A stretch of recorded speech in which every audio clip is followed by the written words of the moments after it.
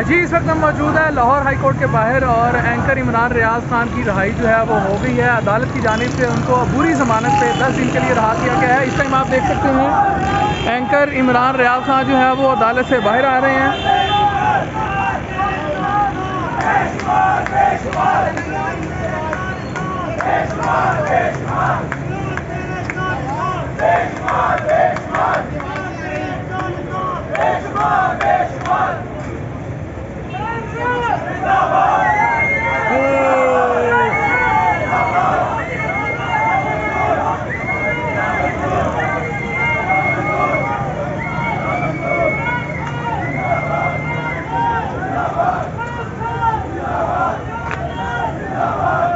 ये आप मनाजिर देख रहे हैं, एंकर इमरान रियाज अदालत से बाहर आ गए हैं और